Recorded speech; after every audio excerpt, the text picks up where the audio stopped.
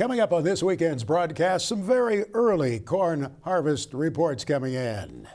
Hello, everyone. We welcome you to our weekend visit here, and it's always a pleasure to be alongside Mr. Mike Pearson. Good to see you. Good to see you as well, Max. What are you hearing on corn harvest across the country? You know, this is the time we start to get a few reports coming in. We'll watch for results of the seed corn harvest, some early indications there. As you know, some farmers like to market corn early if they can, even if they have some high moisture corn. Sometimes there are grain elevators that want it. Absolutely, or livestock feeders. It's close to silage cutting time. All of it's around the corner. Some harvest has been going on in Texas, way south, I guess, in what you'd call the Corn Belt, maybe south of the Corn Belt. But Chad Colby has a report on what's been going on there and some of the disappointing yields. Thanks, Max.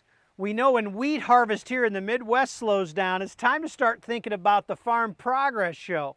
And before we can do that, there's always a little bit of an excitement in the air because we start seeing corn being harvested from our friends down in the south. This footage you've been looking at is from Kimbrell Farms. Their operation is located south of Dallas in a town called Itasca. They're in that area.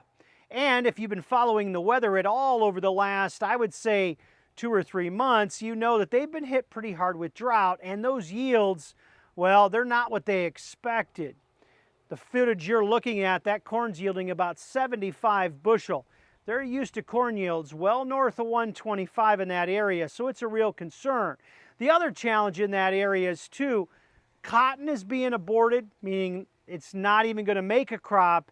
And the bigger concern is the livestock. As you can see in this footage right here, they're baling anything they can behind these combines to help support the livestock in that area.